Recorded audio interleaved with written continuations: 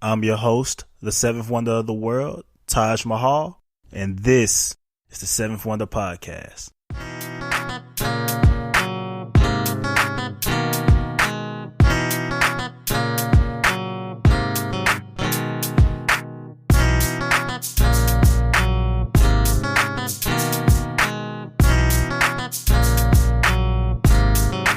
Welcome to another episode of the 7th Wonder Podcast. I'm the host, Taj Mahal.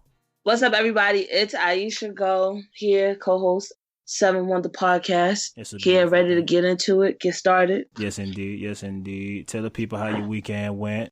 Man, this weekend, I guess it went good because I don't fully know what day today is. Since Sunday, I've been thinking it was Friday. These whole long weekends just throw you all off, but I'm back ready. So yeah, this weekend I've been living it up to the fullest because now I'm back in focus mode. I got this diet going on to get ready for the Halloween costume. I'm not going to tell y'all about it yet. Y'all just got to stay tuned and watch. Preparing, just getting more content out. So, figuring out what I'm doing on YouTube, setting up a schedule for that. Me and you've been connecting, trying to figure out how to take this podcast to the next level. So yeah, man, just been really focused now the summer's over. How about you? How was your weekend? My weekend was smooth. What did I do this weekend?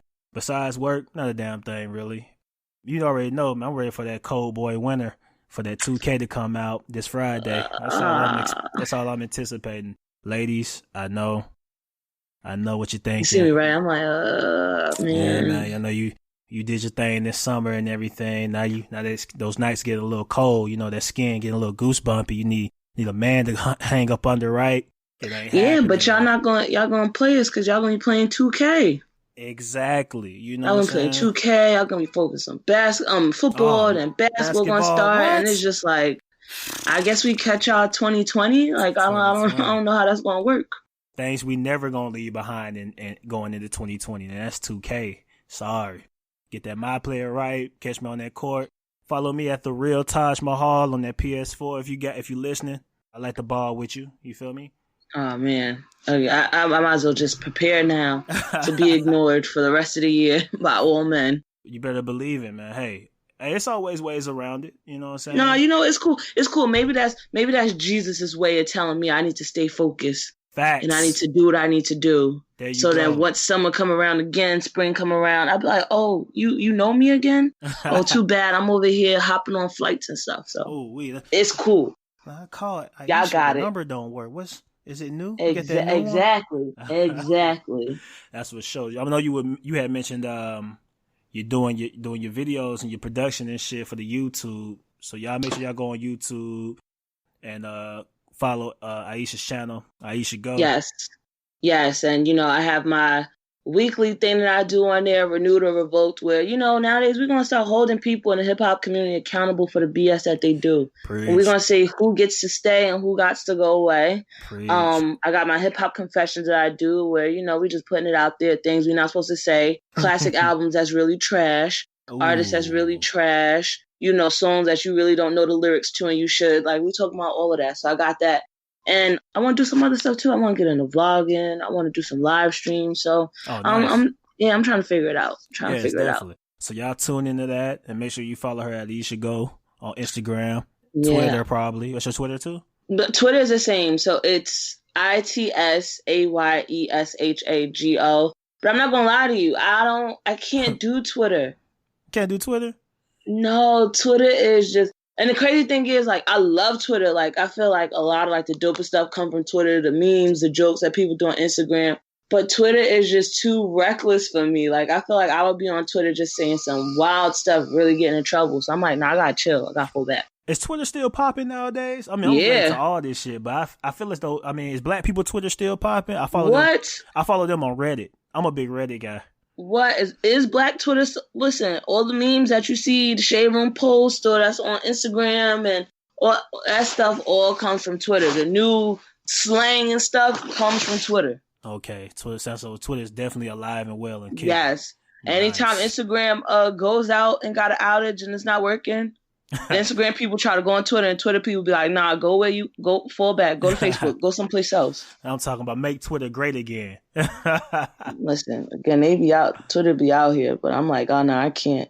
I observe and appreciate Twitter from afar, but I just can't be on it. Twitter trying to build a wall and shit. Damn, it's crazy. Yeah. Anyway, man, let's get to it, man. We got some fire-ass topics to talk about today. I know we kind of hit on it a little bit the last episode, but we didn't really go too in detail into the topic. You know, we talked about Nicki and everything that was going on in her life, and we talked a little bit about Cardi, but what I wanted to discuss today was, you know, women rappers and their credibility. I don't feel like a lot of women rappers get the due justice.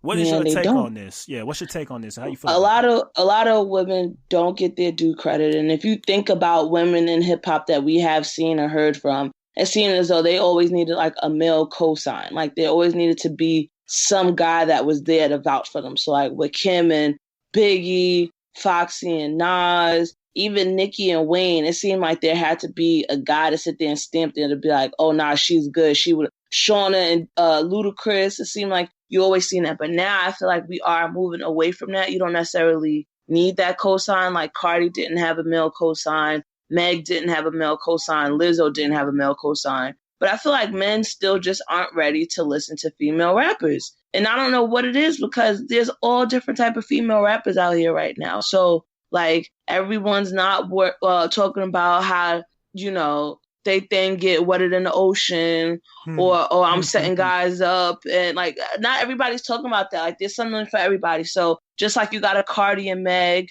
you got people like my two favorites, LaKaylee 47, Doja Cat. You got Dreezy, who had a great debut album that people don't talk about enough. And Dreezy be spitting, like spitting, like for real, hands down. Not even just from a female perspective, female and male. You got Tink, you got Lizzo, you got Rico Nasty, you got Rennie Rucci, you got Rhapsody. You got Young M.A., who people still be sleeping on, and got a debut album coming out, and I can't wait because I'm looking forward to it. Me too. But there's just so many different women out here. Malibu Mitch, who is dope.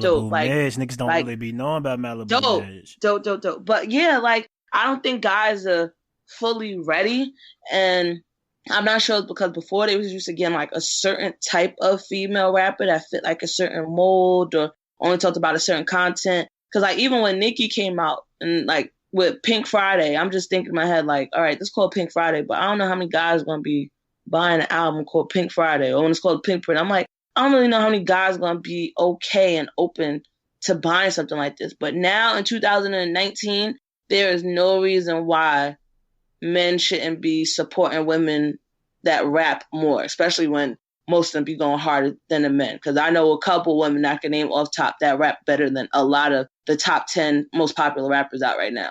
Hey, no cap, man. Young M.A. got more bars than a lot of these niggas. Like, and that's just point blank period. You did? Young M.A., both Doja Cat and LaKaylee 47 could really spit, and they also sing on some like Missy Elliott type way, like versatility, can make all different types of music. And like the bars is there, the metaphors is there. Like you'll be like, wait, let me run this back. They got that. So for women to not have that much credibility, but yeah, some of these guys be saying the most basic shit. Like, damn, I can't even say Blueface because we was just sitting there agreeing that we would never disrespect the we both said that Blueface do we have some lyrics, but it's women that I know that rap right now that rap better than Blueface. I can agree. Sorry, I can agree. But he's still the GOAT, and we never gonna disrespect the face. You feel me? Listen, the GOAT. I don't know. Maybe what they call baby goats? A Billy? What are they called? Billy. Okay, a Billy goat. Billy. That's cool. He on his way to greatness though. He's something like a Billy. But yeah, it's like a lot of women that's dope rappers that be like can wrap circles around guys that's in the Billboard Hot 100, but they just don't get that credit and shine.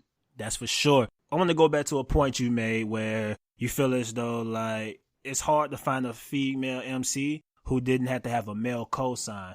Mm-hmm. Being that this game is dominated by men, do you feel as though it is necessary to have that cosign by a man? I don't think it's necessary. I think that that's just been a formula and that's worked for so long. And you know what they say, if it's not broke, don't fix it. So I think that they've seen for so long, like, okay, having a girl in your crew, you need that because it's going to be girls that want to be like her, but then the guys are going to want to sleep with her. You need that. So it's always been this formula. But now you see hip hop has changed tremendously. Like, you got men out here wearing blouses and purses. Like, now it's a free for all. Anything is going. So you don't have to adapt to that particular formula. Like, even a Rhapsody, she didn't necessarily have a male cosign. Yeah, people was fucking with her early. Like, Kendrick was fucking with her early. Or, like, you know, her affiliation with Ninth Wonder and Big Cole's facts. cool with her. But she didn't need a male cosign. Cardi didn't have a male cosign. Like, Cardi really is somebody that did that on her own. Like, out the mud. Out the mud on her own. Bodak Yellow didn't have a Drake feature, a Cole feature, French Montana feature. They didn't try to throw on her no song with Fetty Wap when he was everywhere. Like, you know what I mean? Like, Cardi really did that on her own. And I don't think that you see that often with a woman in hip hop, a rapper, to come out with a single or come out with a song and not really have, again, that male crutch to lean on. That's definitely fact. Even Nicki's Beam Me Up Scotty project, which I love, but it's like, what? All right, so she got, what is it? Itty Bitty Pity, that's her. But like, I Get Crazy, which was like a huge song. Like, when that came out when I was in college, like, I'm telling you, like, that song had everybody shaking. But it's like, it was weighing on it. And then when she started getting on like the real like singles, it was like the Young Money songs or her on 5 Star Chick. Or so it's like, I feel like it took some time for people to be able to be like, yeah, like, this woman is ready to do it on her own. Like, she don't need no man on a feature or on a single with her for people to look at her. Easy facts right there. And I got one last question on this topic. Something I was just thinking about. So, you know how you always got a dynamic group with rappers, you know what I'm saying? You see a lot of male rappers get together and form a group or a collective that go out, that branch out, they're successful. Do you feel as though women rappers can have the same success if they came together as a group? Or that's too many heads butting against each other? No, I think it can, and I know this is a sentiment that women rappers mention a lot. Even Cash Doll mentioned this recently, like a week ago. It's more so like the fans and the public that get in people's ear or that create their feuds. Like Cash Doll said, it could be you and another woman in the picture, and the caption is, or the sentiment of the picture is like, oh, who looked better? Who wore what better? Or like, and it's like, why does that even have to be a case when guys are all in the picture with their fake ass jewelry on? Nobody's like, yo, who chain looked the fakest? Like, that doesn't happen. So why does that have to happen with women? And I think you're starting to see women embrace each other more. So you'll see Cardi talk about, you know, like a Rhapsody or a Lizzo, or you'll hear Doja Cat talk about all these different women that are dope. Or you'll see Meg being friendly with everybody, got everybody driving the boat, and, you know, has a song out with Nicki and says she still wants to work with Cardi. Like, you have more of this camaraderie now. And I think now, too, that people have their own fan bases and their own following. Because, like, nowadays, I'm not going to lie to you, I don't believe in being blackballed no more. Not in 2019. Too many options, too many different lanes to go ahead and make it your own way. Exactly. The whole gatekeeper thing doesn't exist more. So now women can rebel and go against that formula and not have to worry about, dag, well, if I don't beef with her, then my label not going to push this, or people going to ostracize me. Like, no, like, now it's like, yo, you go out there, you do your thing, you build up the following, you be great. People going to gravitate to you. Definitely been the year of the woman. Women have been running this show for a little bit in 2019. I mean, we in the backbone, but y'all wasn't trying to give us no credit. My bad. We apologize. Listen, on behalf of the fellas, I apologize. All about the Benjamins, who versus everybody rap. Hey, man. Exactly. Look, the GOAT. No need to argue with you there. You did what I'm saying. But to keep the momentum going, talking about the ladies, I want to congratulate Lizzo on getting her number one. First number one song on the Billboard Hot 100 with Truth Hurts. Oh my gosh, so well deserved. She is super talented. Like, I just look at her and I'm just like, I want to be friends with Lizzo. Like, where is she? Good spirit.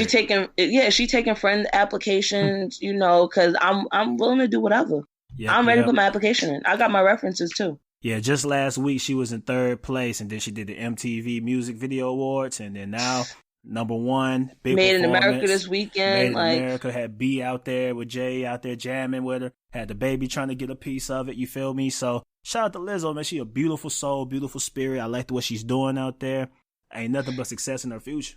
Yes, and I like the fact too that, and I appreciate people like this. I like the fact that she's out there doing the work on her own. You don't see her clout chasing. You don't see her trying to do these like quick gimmicks to get people's attention. Like, no, she's out there grinding and working off of her own hard work, her own merit, her own talent. And also, too, just the consistency. Thinking about that Truth Hurts came out 2 years ago in 2017. I know. And now this year, she's starting to you know, reap the fruits of her labor. In 2019, people are really starting to take notice of Lizzo, and she's performing, shutting shit down, and it's just like, yo, so proud of her, so happy for her, and man, I just can't see where she goes, what she continues to do. Exactly. Let this be a lesson to all the listeners that, man, consistency and hard work. Just put your head down and stay on the grind. You'll never lose. I remember seeing her on YouTube. I saw a video of her on YouTube that's probably like 7 years old playing the flute and just jamming. And look at her now because she stayed consistent. She didn't give up on her dream. So Don't give up out there.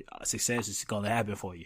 Yeah, it reminds me too of Fetty Wap when he said he was pushing trap clean for 2 years. Yeah. Like it happens. When you got the song, you got the right product, you got the right thing, you gotta stick with it and just don't give up on it. And who would have known? Who would have known? Because 2015 when Trap Queen came out, man, you couldn't stop that. That was too big of a wave. Everywhere. The song was everywhere. And that goes to show you too, and this is for like everybody, no matter what you're doing, like the A&Rs or like the directors or the people that call the shots, that's how you know they don't know what the fuck they be talking about most of the time. Because they will turn down a Trap Queen, or they won't put that much attention into Lizzo Truth Hurts. And then within some time with the artist pushing it themselves or the person pushing their product that they know is worth it themselves, then all of a sudden they want to come back around. See? And that's when y'all tell them they should have copped when the price was low. And listen, that's the sound of the price going up. So now they got to pay. I'm going to make an analogy up right now on the spot. So, you can get with a machine and have a machine make your food, or you can get in the kitchen and cook it yourself. Now, when you get it with a machine, it's going to be done neatly and it's going to be done fast, but the taste might be average. When you get behind that stove yourself and you put your heart and you put your you know what I'm saying, your determination behind making a good meal, it might not be presented in a way where it's looking good and it's fast and convenient, but it's going to win the hearts over millions because you put your time into it and you put a little bit more flavor into it. And the more people that you can bring in on your own, the better success you're going to have. It might not happen instantly like the machine, but it's going to happen over time. And that's how these record labels are. They're just machines who try to set up the easy and instant success. And if they don't feel that they can make it instant with you, then they don't feel like they can make it at all. But that doesn't mean that you don't have gold on your hands. Take your time and win your guys over, man.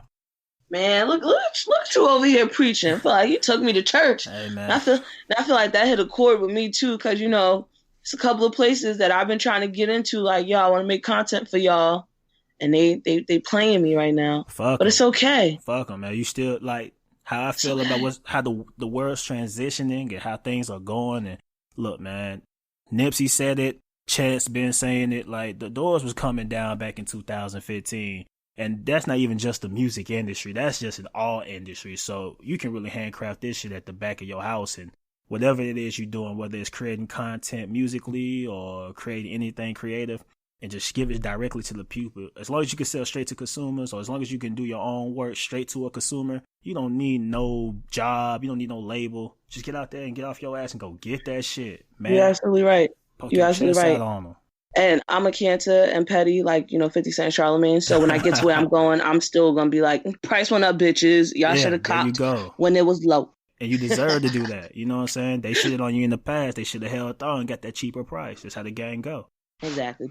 Yeah. But so women out here, basically in a nutshell, we're saying women out here, hot, running it, doing some dope stuff. And listen, I think this is just the beginning. I think we're going to see a lot more. It is. I just heard for the first time. I was going to skip over it because I don't know. I just thought it was like a woman anthem. But I heard that Hot Girl Summer by Meg, Nicki, and my boy Ty. That song is. That shit is fire, bro. I'm mad it came out when summer's over. It's like. I'm telling you, that should have been like the summer anthem. What the fuck? Yeah. Like this should have came earlier. But, her and Nicki just happened to organically connect. And then the song came out. It's cool. But that's, that's definitely going to be a song that comes around every time it's summer. It's like, okay, yes.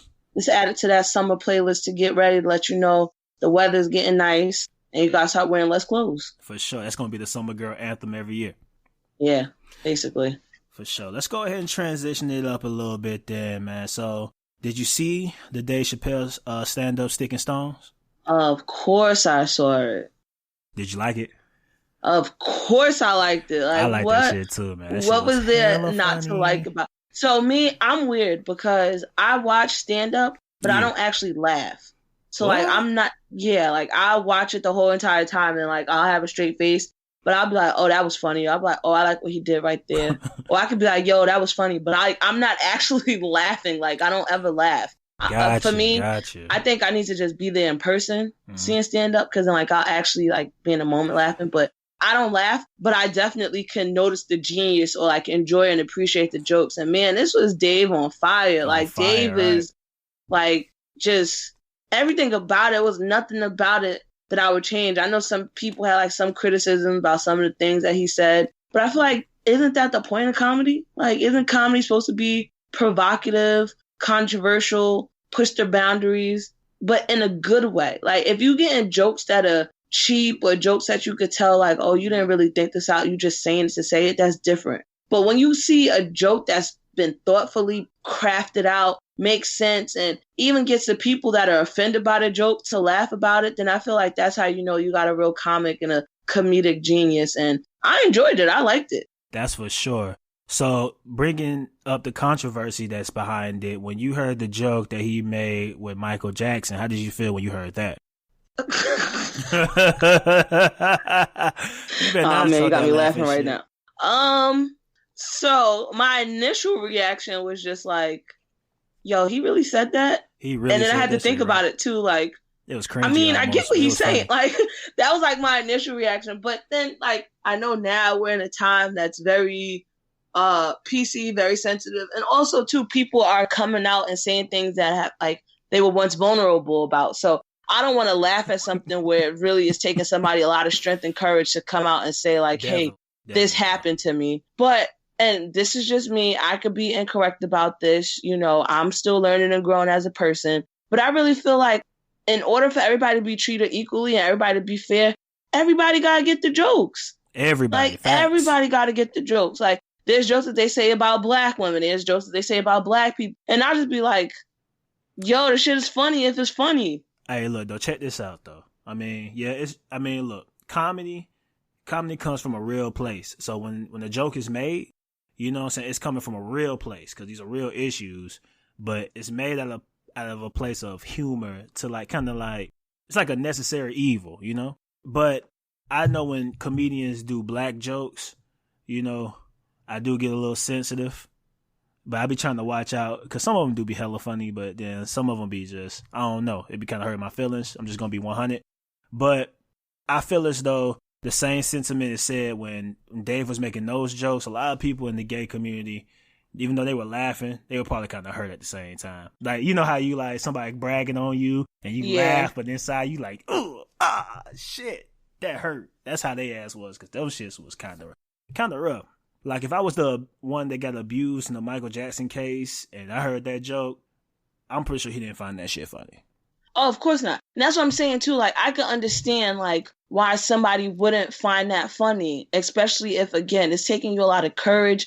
You have to be brave. Like, it's something that you're coming out with and you don't know how people are going to be receptive of it, if they're going to be comforting to you or if they're going to clown you. Like, I understand that. But what I'm trying to say is, like, and I feel this way not just with comedy, but also even with music. I don't want to say, oh, Nicki Minaj is the best female rapper. Well, I don't want to say Remy is the best female rapper. I want to say you're the best rapper. I want to treat you equally like the men. I want everybody to be able to start at the same starting point and not oh, well, you know, we're not going to make fun of you or we're not going to talk about you because you're over here. You're not in this grouping with everyone. Like, you know what I mean? Like, I think in order for it to be fair, everybody gets jokes fairly. Because, again, it's stuff that people say about me, like the whole thing a couple weeks ago, a month ago, whatever, when Chris Brown was like, oh, I only want black bitches with the good hair. Oh, man. That actually didn't offend me because I was just like, first of all, nobody's looking at Chris Brown like he's king material or like he's the cream of the crop when it comes to black men. So I'm not offended by that. And I'm like, you know what? Like, people talk about what their preference is all the time. I'm not a firm believer of putting out there what your preference is if you're going to be shitting on like another group of people and making people feel bad. But I just don't take things too personally. Like, I don't really take things to heart. Like, I don't let things affect me like that. So even when people do say something about me or that could be about me and I don't like, I don't know, maybe it's just me. Maybe I just brush things off too much and just don't really give a fuck about other people's opinions. But again, I understand. Like, I could definitely understand if people are offended by what Dave Chappelle said. Like, I'm not even going to sit here and say, oh, why y'all mad? Y'all shouldn't be offended. I completely understand it. But is it safe to say, though, if you're going to go to a comedy show or if you're going to be watching a comedy, it should be a prerequisite to understand not to take things to heart or take them personally? Yeah, I think so, too. I think when you're walking into a comedy show, you kind of know what's in store and you know what is going to happen. And I think, too, like, it's not okay if you go into a show and somebody else next to you is being made fun of hard and everybody's laughing at them and you laughing too. But then when the jokes come to you, you get offended. You're like, oh no, it's time for me to go. This isn't okay. Yeah, that's big facts right there. What a wonderful Netflix special. It was very on point. It was just as good as the last one that he did on Netflix. I actually like this one better. I do too. I really like this one better. Like, so, question: what do you think about this? Because I've been listening to like different podcasts and getting people's take on this Dave Chappelle thing. Do you think comedians are gonna start being more, flagrant? Shout out to Andrew Schultz from Brilliant Idiots and Flagrant 2. He's been out here putting out content too, really just pushing that boundary and being provocative. Do you think comedians are going to get back to that of like not really caring, just putting anything out there and not worried about the backlash? Or you think people still going to be like, nah, we got to walk on eggshells. We got to be politically correct with the things we do? Oh, no. I think comedians, if anything, if you're a true comedian and true to the art, you're just going to go even harder. You're going to make things even more controversial. You're going to push people's buttons because in a sense, that's what comedians do. They want to push your button in a way that it brings humor out of you, so it brings a smile to your face, It's kind of like finding the bright side on your dark sides, And the only way to do that is to face it and find the humility in whatever the evil is, whether it's a gay joke, racist joke, fat shaming joke, whatever the case may be. But that's what makes comedy. We laugh at other people's pains, When somebody slips and falls, it's funny because you're laughing at their pain, Listen, when Meek Mill slipped off that step and fell in the snow. Nigga, what? Big funny. We laughed. When we seen Meek trying to box, we laughed. But when Meek was going through his situation with the courts and like figuring out his probation, we was all still there for him, rooting for him that things got better. So just because we're laughing at that situation doesn't mean we don't see you as a person or we're not going to be there to support you through your trials and tribulations and what you're going through. 100%. Like, and if I see that video of Meek falling in the snow again, I'm still going to laugh. Or when Safari says you skinny fat, you need to eat a pear, I'm going to laugh, but I'm still going to bump that new Meek Mill when it come out. Hey, man, I may laugh at you, but I'm still your ally. I'm still going to look out for you. You know what I'm saying? I don't give a fuck what the joke is or what's being said. If I'm a supporter of you, I'm still going to support you. It's okay to get laughed at, but just as much as somebody's getting laughed at, you got to be prepared to get laughed at yourself. So exactly. And I think, too, it's a difference between making a joke, like, because, again, with comedians, I feel like they're, like, really not only making a joke, but they're storytelling. They're telling a story about something. They're trying to like have like prove a point or have a message about something. It's a difference between getting jokes told about you and people mocking you. If somebody's mocking you, then I'm not with that. I'm not with that. Exactly. Like if we mocking, like doing these like disgusting stereotypes, I'm not with that at all. But if you're making a joke about something and it's tied to a story and like you're telling something, I feel like it's different. It's conceptualized differently. Like the end goal is a different one. The end goal is to have a conversation or to talk about it and not just, oh, I'm doing this just to make fun of Black people. I'm doing this to make fun of women. I'm doing this to make fun of gay people. I'm doing this to make fun of trans people. For sure. But if we're going to talk about that, what about when people make jokes like when the roast was happening and they did the Paul Walker joke, or when the roast was happening and they did the Tentacion joke, Yeah. Is there a line that needs to be drawn when people are dead and we make a joke? Or like you just got to go out there as a comedian and throw it all out there and be prepared to either get a laugh or get a boo? Either way, it's a part of the game. It's so weird because I'm not going to, this is going to sound crazy, but I think it really depends on the comedian. Because let's be honest, us as people, we have our favorites. We have people that we like. We have people that we think could fully execute and do things a certain ways. And we have people that don't. Like old girl that said what she said about Triple X. Mm-hmm. I get what she was trying to say, like the overall message about it of like, oh, there's a great commercial for Cash App or whatever she said. Yeah, for Vima. for yeah. But I feel like because she wasn't a part of the culture and part of hip hop, people were really up in arms about it. For sure. But if somebody else would have did it, if like a Chris Rock would have did it or a Dave Chappelle would have did it, and the joke was tied into why black people always want to carry their money around with them, but they not selective with carrying money around with them, but they selective with who potato salad they eat at the barbecue. Like, damn, you a like comedian that. too? Listen, I got bars on the road, man. Damn, don't joke, don't play. But I'm saying, like, I think if it was structured differently and depending on who it comes from, it's more digestible, and we could take it as a joke, and we could take it for the entertainment value. Somebody that we don't fuck with and don't rock with, it's like, why are you trying to make fun of us? We don't like you. You're not one of us.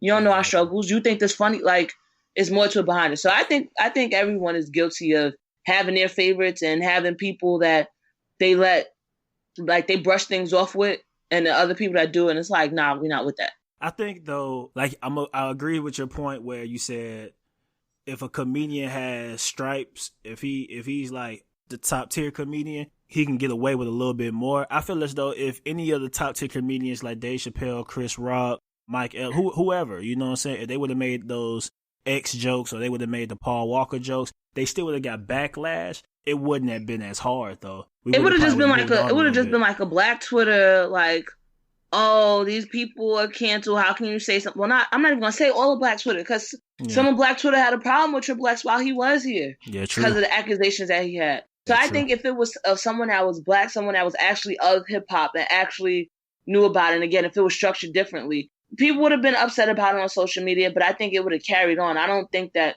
the comedian would have had to go and apologize, or the comedian would have to worry about, damn, am I going to get taken off the bill off this next show? Or are people not going to come to my next show? I think it would have been an in-the-moment outrage, and then people would have found something else to be upset and mad about.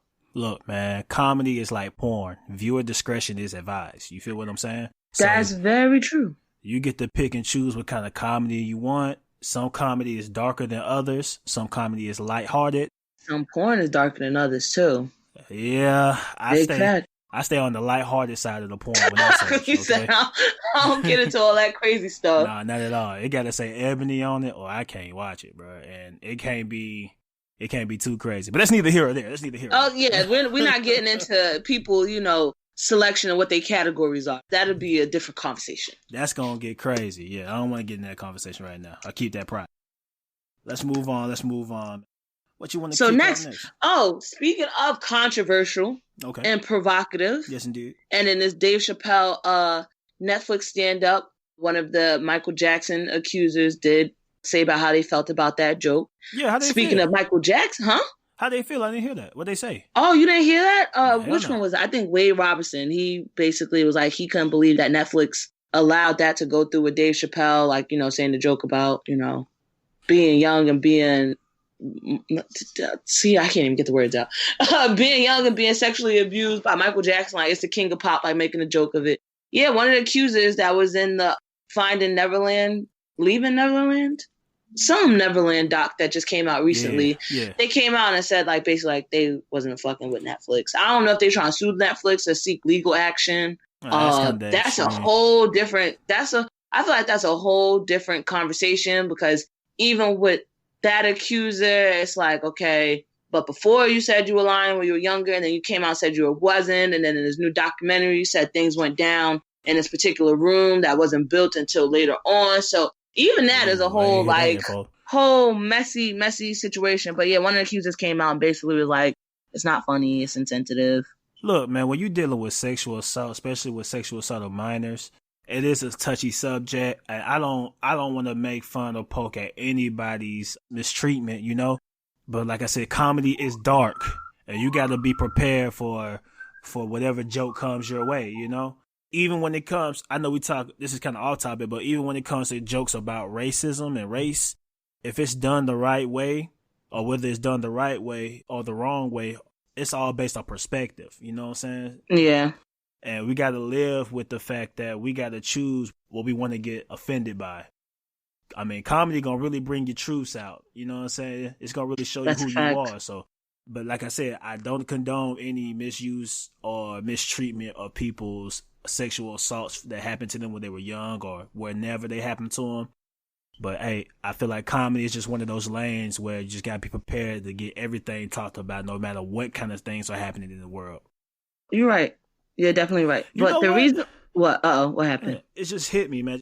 Talking about this, like comedy is like a double edged. It's like the darkest healing tool that Yes. we could ever use. I mean, that's why I say comedians are like have like these like really not like twisted minds, but like they go through a lot emotionally when you think about the things that they talk about, how they really have to laugh at stuff that's painful, they're not funny. And even D.L. Hughley said he had to stop going to therapy because it was like messing with his material. And it's like, Dad, you got to stop going to something that makes you better and gives you ease to live your life and be a human being, because it's going to affect your livelihood, which is based off of pain. So, man, comedians go through a lot. It's very twisted, very dark, not easy to deal with at all. So that's why, too, when we see comedians do it right and talk about these controversial things and it's well executed, I think, too, that's why we applaud them a lot, because we as people, especially people that follow comedy, know it's not an easy thing to do, to talk about that type of stuff. It's not an easy thing to talk about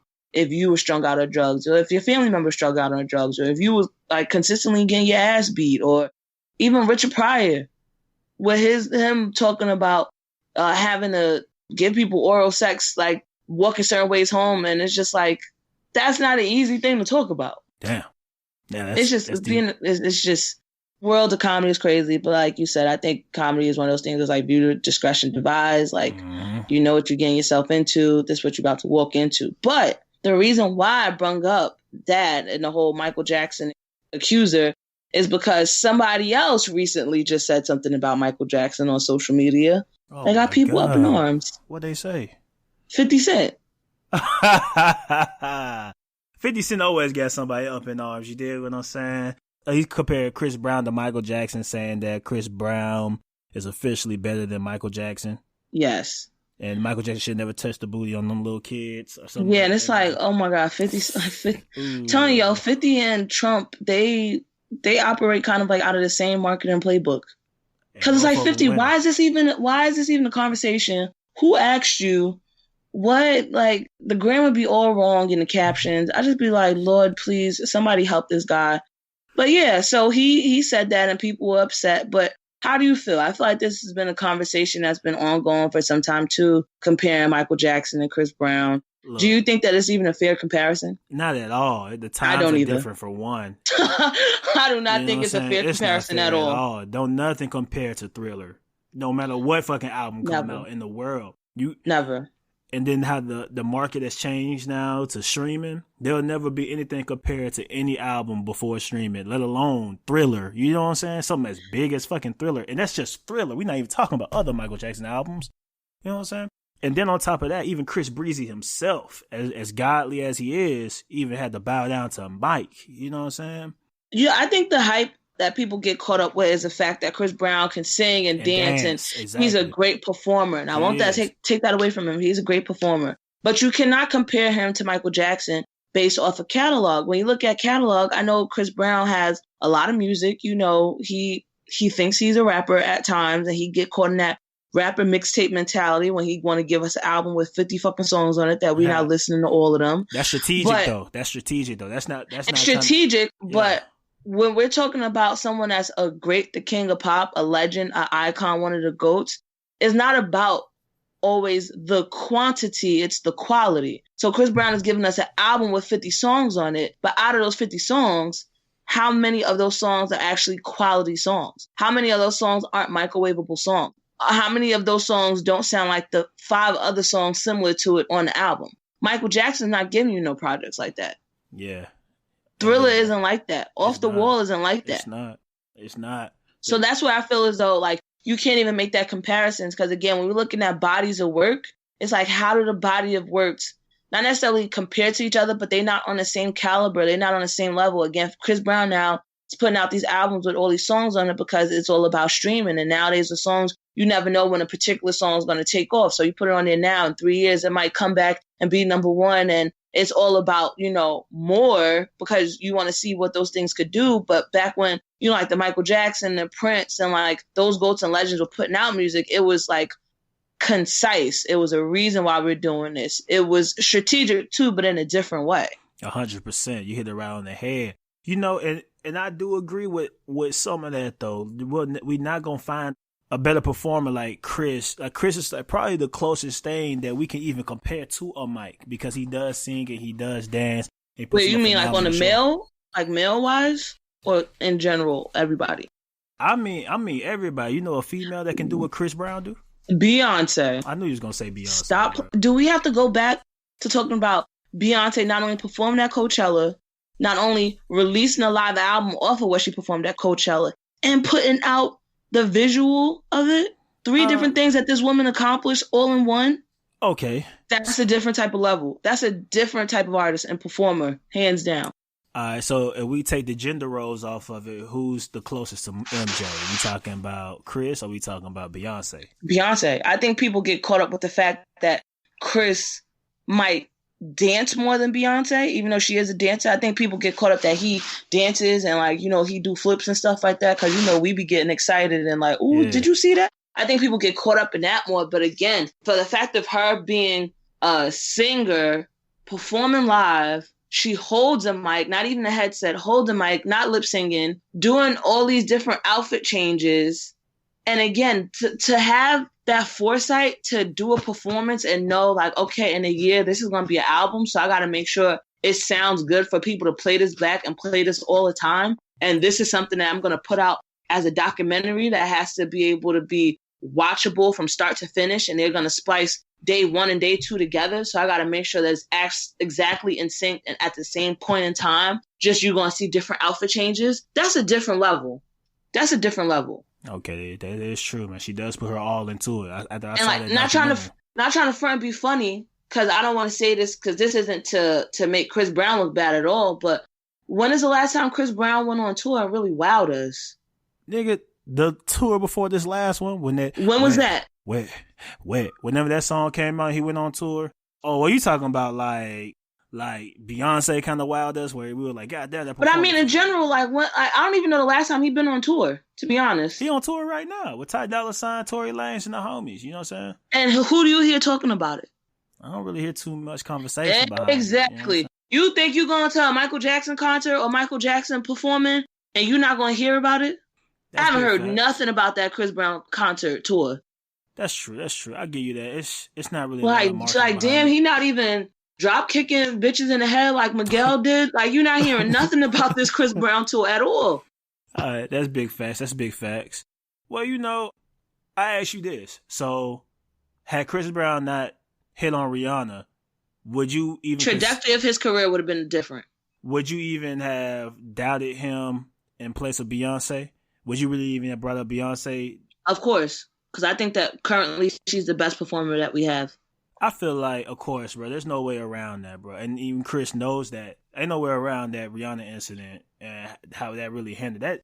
It has to be spooky to have to go back and relive that and just know, like, fuck, bro, this shit blocking me. And I think, too, like, because when that situation happened, a lot of people distanced themselves from Chris Brown. Yep. You know, he got dropped from doing certain things.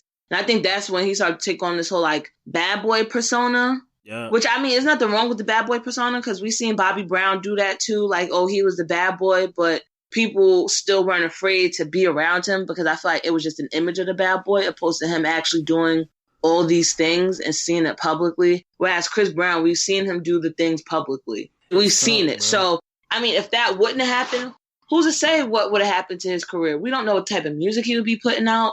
We don't know if we would have seen some of the antics we've seen him do. His whole image could have been different now. Who knows? But again, Chris Brown is not better than Michael Jackson in totality looking at it. Beyonce is currently the best living performer that we have. But Chris Brown is great too. Yeah, but he's just not better than Beyonce. Well, I seen Beyonce On the Run perform for 2 hours straight. No intermission. Man, Chris can do that shit too. He got like 100,000 songs. He can, but does he? I don't know. I ain't never been to no concert. Does he have the stamina? It's not even about the songs. Do you have the stamina? Do you have the wherewithal? Do you have the dedication? Do you have the commitment to practice and do? It's not about can he, will he, is he able to? Well, has he? What I hear behind the scenes, man, Chris Brown does get down. He does put his heart and soul into his practicing and getting everything prepared for the tour. So, I don't know. I just got to go check it out. Maybe when he comes out here to this hometown of Virginia, I'll go and check it out, see what it's all about. I just want to again, we ain't hear nothing about this tour. That's all I'm saying. It's coming to a city near Even you, when man. listen, even when Beyonce performed and she got attacked by the fan, we seen it. Yeah, what? She got attacked? What? It was one. Well, the fan I'm talking about is like a fan that blow air. Her hair got caught in it. Oh. We seen that. We seen yeah. when an actual fan like slapped her butt and she told them like you will get kicked out. We seen her fall down the steps. Oh yeah, I saw that one. And get back up and perform. We've seen her almost trip walking down steps and play it off like she was dancing. Like we've seen anytime Beyonce does something, anytime Beyonce has a tour or a show, you see and hear about it. I ain't heard nothing about this Chris Brown performance. Well, ladies and gentlemen, try to go support Chris Brown on this tour, the Indigo tour, featuring. Oh, and last thing I gotta say about this. Yeah. Chris is still young. We don't know what's gonna happen to him in the next 5 years. That's 100%. Chris is what? 30, 31? He's still got a lot of time. Mm-hmm. In 5 years, he could be on a different type of level, and I'd be like, yo, Chris is the best living performer that we have right now. He's still got time to get better. I love everything Chris do, bro. Like, I really hate that all these downfalls that he's had to face, but that's just how life goes. You gotta lose just to be able to win for the next go around, you know? And again, it's not like it's over for Chris Brown. Like, oh my God, it's over for him. Like, not at all. I wonder if he missed Rihanna, though. You think he'd be missing Rihanna? What? I would, bro. I mean, first of all, it's Rihanna, so of course he would have to miss her. Like, it's Rihanna. Let me tell you something, bro. Caribbean women know how to love you to death, bro. They know how to treat you right. Because we the best. Man, y'all, Caribbean women got slick smiles too, bro. And then Chris look like he ain't going for it. Listen. And I can already see how that situation occurred. We are loving and caring, but then we still got to let you know, too, don't get too crazy ahead of yourself because I'm not a weak woman. Yeah, and I think that played... I could look at that situation and see how that played out without having to be there when that situation played out. But that's neither here or there, man. Chris has still went on to do great things, and as long as he has good health, staying away from them drugs, he gonna continue to do good. So shout out to Breezy. We look forward to your success in the future. Yes, Chris. And again, I like Chris. I'm just saying. Just like how Drake said, Ye's pool is nice and all. I'm just saying mine's is bigger. Chris Brown is cool and all. I'm just saying Beyonce is a better performer. Hey, man, it's the Beehive, so, I ain't got nothing negative to say. Exactly. Big facts. Hey, let's switch it up, though. I want to talk about, we can make this a little quick. This not really big news, but, I'm a big SZA fan, and word on the street, she working on a new EP called A. Yes. She leaked out some photos of a text that said A video, so she might get some visuals coming soon to prep for it. Are we looking for that? So, absolutely. Yes, love SZA, but then also too, I'm sorry, I'm not fully listening to what SZA has to say because SZA at times, well, not as much as now, but before on Twitter, it was times when she was talking about retiring from music and her album's not coming out and just going through the frustrations as artists go through. So it'll be times where she'll put something out, like out there saying something and then it don't happen. So now I'm at the point where I'm like, SZA, you could tell me A is coming, but until I see everybody in TDE change their Avi to the A cover art, that's when I'll believe it. Until then, I will just be here. I don't even know who I'm waiting on music from right now, honestly, because Fab still just disappoints me and just doesn't care about my feelings. But yeah, Fab I'm not driving the boat right now. He don't care about what you got. He needs to drive his ass in the studio and still give us the Young OG Part 2 that we still haven't gotten for the past 6 years. Fab, however long it's been. If you ever get a chance to listen to this, if you ever hear it through the grapevine somehow, hey, make a soul tape for it, man. I need that. Right He's now. not going to do it, though. Even though I would love that, because that's my favorite. That's my favorite series. Because all the series only have 3. Even with that, Fab, Summertime Shootouts was only 2 of them. Like, what? He probably got that in the works. This was probably coming up next, man. Summertime Shootout, shout out to that series. Summertime is over. Let's not make me sad, because, Fab is, one of my favorite rap. Let's not make me sad. But anyway, yes, I am looking forward to new SZA. Definitely, really excited. I would love to hear a song with her and Ari Lennox together. Oh, that'd be too fire. I want to hear SZA and Summer Walker featuring SZA, Summer Walker, Ari Lennox. And I could just smell the shea butter on that record already, and I'm like, yes, I love this. And the incense burning and shit. I smell the flower child on that motherfucker, don't Yes, might roll something up, drink some cheap wine that still get you lit. Yes, I want it. Hey, what y'all drinking? The Barefoot? Ain't that what your ladies drinking right now to get you drunk? We be drinking Barefoot. We drink Carlo Rossi.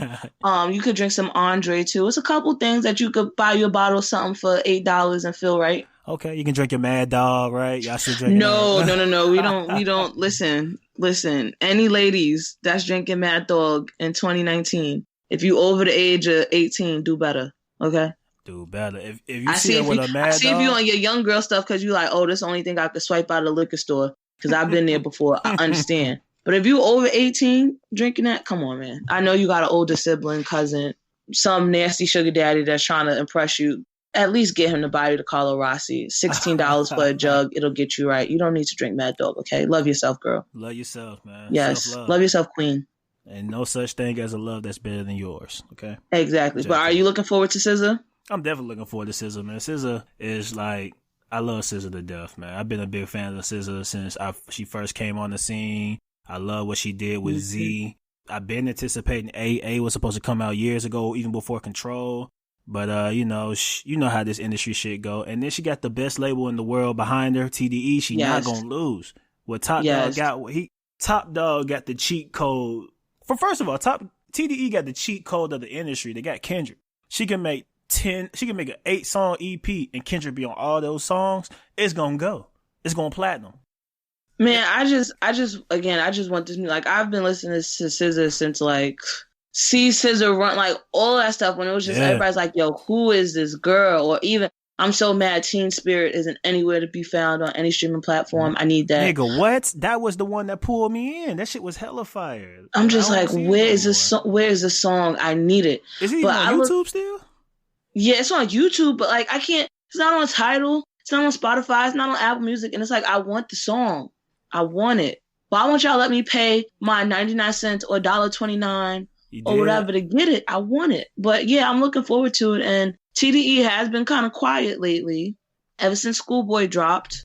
Well, no. We can't. Sir? We got my boy Sir. That song him and Kendrick is very, very. No, but I mean like albums, like.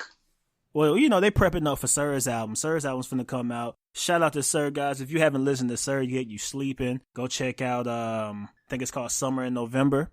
Oh, yeah. But that's what I'm saying. Like, they're gearing up for something because Sir has these singles that's coming out. He had one that came out with Kendrick. He had another one that came out, last week or so. Okay. Again, Q was the last person to put out an album. So I can see an AEP coming out. I can see Sir coming out. Maybe we get something from Ab Soul. I've been missing Maybe we get something from Isaiah Rashad. Maybe we get something from Reason. I was just gonna say that. They definitely probably prepping Reason up. He's the next one out of TDE. Besides Q coming out this year, Reason has a guest verse on the Revenge of the Dreamers 3. Oh man, Lambo Truck. Yes, fire. Oh man, big fire. TDE, man. But yeah, so they've been quiet, and anytime TDE is quiet, anytime like people that are powerhouses are quiet, something is coming. Yep. Something is coming. Kendrick has been very quiet. So I don't know if he's fully locked in with a new album. And I know he just had a baby. Congrats. So I'm curious to see what the content of that music is going to be like. Are we going to get like a Jay-Z 444 type from Kendrick?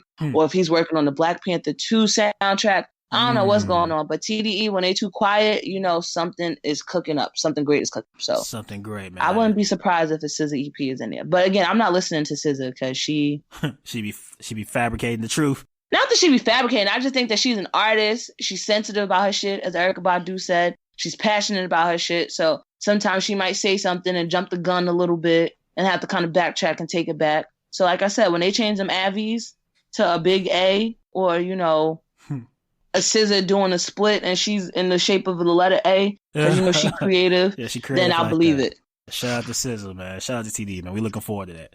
Very much so. Very much so. Man, it's two topics, man. Because I want to close this out real soon, but it's two topics, man. I don't know which one to talk about. But fuck it, we're going to talk about both of them. We're going to talk about both? We're going to talk about both. We're going to make time for both. First things first, though. We're going to jump on this right here. So, all my Vlad TV watchers, I know you saw the interview with Marcellus Wiley and what he had to say about Colin Kaepernick. Had a lot to say. What really stuck out, though, was his comments about Nessa. And Nessa speaking for Kaepernick and not being a black woman. What was your take on that? So, first of all, my first take is, why do y'all keep going to Vlad? Like, that is the feds. Like, he be getting y'all lined up. I don't understand. Like, you might as well just walk into the precinct and just be like, I did this shit back in 2012. Vlad is the epitome of feds taking pictures. When DJ Drama, he has hindsight. He was able to see the future. When he said feds taking pictures, he was talking about Vlad taking pictures, right? I'm just like, It's what crazy. in the world? And then that makes this comment too that Marcellus says a little even crazier, because it's like you talking about Nessa talking about these black issues and calling people coons and she's not even black and this and that. But then you got Vlad over here getting black people to snitch on the shit that they did to other black people and get like it's crazy. It's kind of hypocritical in a way. But like I get what he's saying, but I don't, because isn't she African? Like isn't she like Egyptian or something? Yes, and I want to talk about that too, man. So it's I like, finally did my research in the comment section, and it's like, a lot of people weren't going for that. Yeah, it's like, what like are we saying? And when we start doing stuff like this person not even black, or trying to like deem a person's blackness or who's really black and not black, that's when we go back to that whole divide and conquer mentality. That's when we go back to being divisive. And that's when, you know, they and the man win, because it's like that takes away from what the actual issue is. The issue is social injustice and social reform that we're trying to get done. The issue is Kaepernick not having a job. The issue is, how do we fix those two things? The issue is not pointing the finger at anyone. The issue isn't to say that Nessa is a culture vulture. The issue isn't to say Nessa needs to mind her business and stop talking for Cap, because we want to hear from him, because that is his woman. She is by his side. She is fighting for him. And it's also not to be pointing the finger at, well, Jay-Z shouldn't be doing this, and how dare he didn't speak to Colin, because Colin didn't have to advise with anyone when he took his deal. And it's also, like I said last week, is black players in the NFL that haven't even spoken out, haven't even reposted anything about Cap, haven't said that they'll take a pay cut to get Cap to play. So we're pointing all these fingers, and it's like we need to focus on the situation at hand, and that is social justice reform and why Cap doesn't have a job. Everything else, don't want to hear about it. I don't want to care about who's black. I don't want to care about who mama got a little bit of a European in them and they're not really fully Cherokee like they say they are. I don't care about none of that. I care about what are we going to do to get this change effective and happening so something like this doesn't happen again. And that's it. Well, ladies and gentlemen, you heard it first. There's nothing else to talk about. Aisha for the win. I'm just saying, like all this other stuff is insignificant, not helping anything out. Goes back to the crab in the barrel mentality of us just pulling each other down. And it's like, focus on the issue at hand. Hey, I don't care how white you are or how Egyptian you are. If you're behind the cause of seeing justice for people who are brown and black skin, or people, or just of any people in period, no matter what your skin color is, if you for the right cause, join on up. I don't care about that. It don't stop nothing. If y'all don't got a problem with French saying the N-word with his Moroccan ass, and which is in Africa, then don't be out here trying to come at Nessa for being Egyptian, where's a place that's also in Africa, and say she's not black enough. But then, you know, I feel like, you know, the history about Egyptians and like them really like not really associating themselves with being African. And I think that plays a big role in why a lot of the people in the comments were upset or kind of agreed with what Marcellus had to say. You sure? I feel like some of the people in the comments probably just seen her was like, oh, she Dominican. Like, yeah, you right. I always thought she was like Dominican or Puerto Rican or something. I'm telling you right now, the people in the comment section not going as deep as you are when you said like the history of like people that are Egyptian not really associating themselves with being black or being Africa. I think people in the comment section just go off of what they see and what they think. I don't think they have that much insight and background knowledge as you do about the situation. And again, too, people just be following what other people do. Like, oh yeah, she don't look like she black. Again, not the issue at hand. We need to focus on the real issue at hand. Then this is the comment section. French Montana get to say the N-word all the time. Talk about slide up in La Marina with your thought and all this other stuff, and talk about. So what are we even talking about? What are we even discussing? Big facts. What is the issue? All right, we're going to move on to the next issue because there's no issue here. Lastly, let's talk about something pretty big right now that's going on. Malik Yuba's attraction to transsexuals. Yes. It's a pretty deep topic right here. Just recently he came out confessing that he is attracted to transsexuals. Trans women, yes. Trans women. What is your intake on this?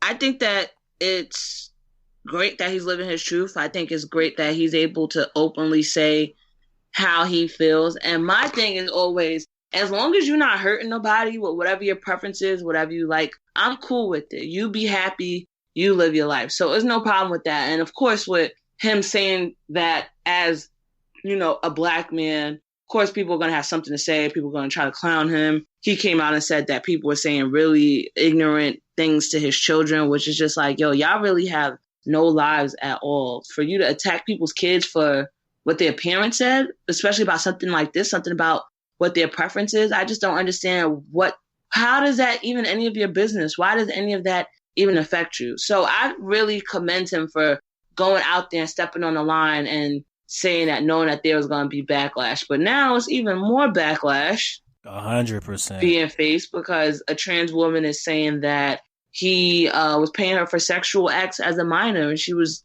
under 18, saying she was like 13, between 13 and 16, and he was soliciting sex from her, and he knew how old she was. So, yeah, that's messy, man. That's a real touchy subject, real messy, very, and especially convenient. too when all of the above. Okay, you know how in school you took tests and it was like letter D, all of the above, D, all of the above, all of that. And when these things happen, it's just you don't really know what to say because everything is still developing, stuff is still coming out. You don't know what's factual, you don't know what's credible. So at this point in time, I'm not saying that he's guilty, but I'm not saying that he's not guilty either because I really don't know. It just sucks because, you know, you come out, you hear that this guy is trying to live his truth, and you're like, okay, respect. And then you get hit with the monkey wrench. You're like, God damn, bro. Exactly. It's like, but at what cost is he living his truth? Yeah, exactly.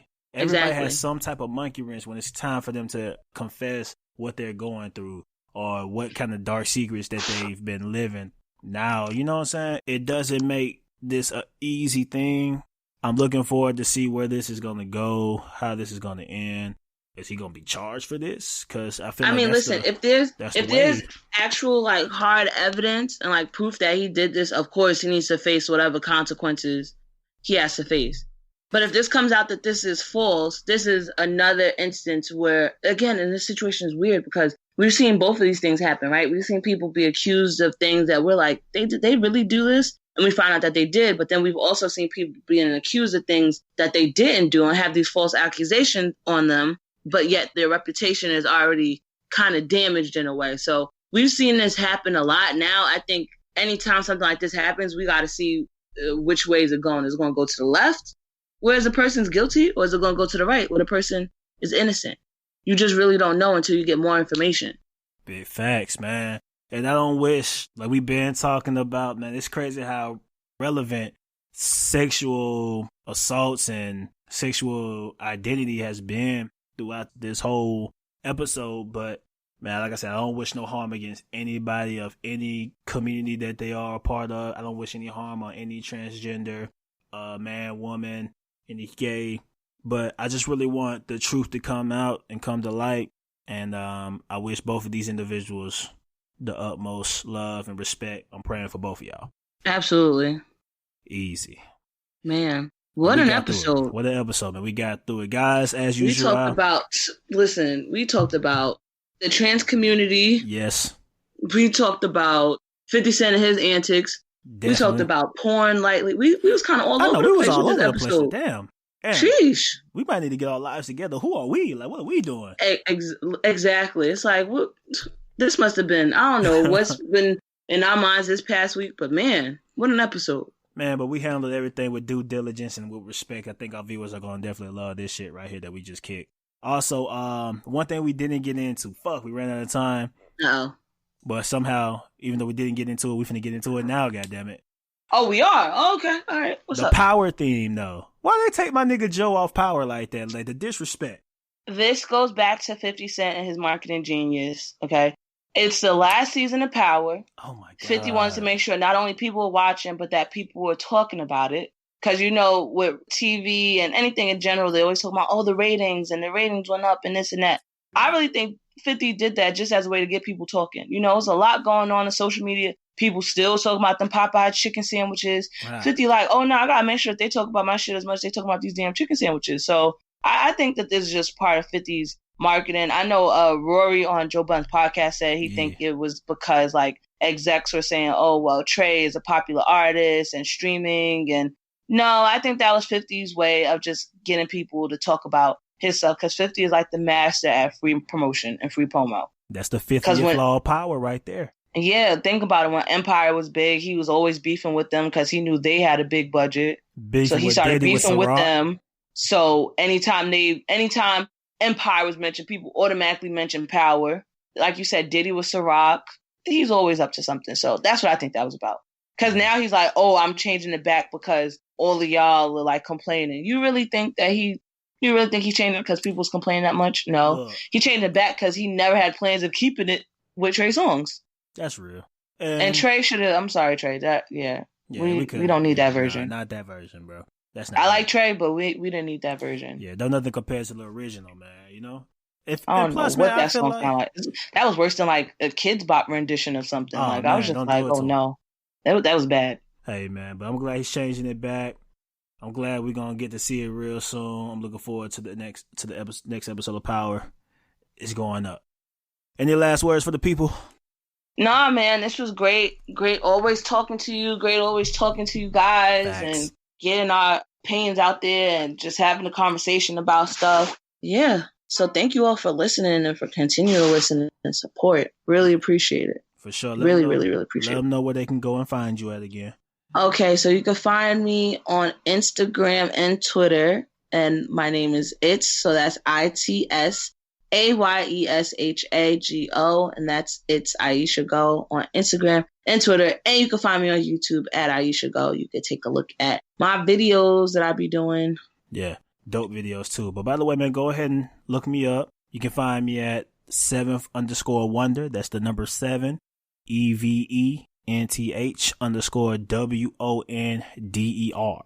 My shit not popping like that, but one day it will be, and you're gonna be happy that you follow me. Listen, everything's about growth, man. Growth. Yeah, well, once you see me in Italy and once you see me in London, the growth is gonna be there. Trust me. Exactly. Like, damn. Exactly. That's all that matters. But hey, guys, till next time. Yes, talk to y'all then. Peace.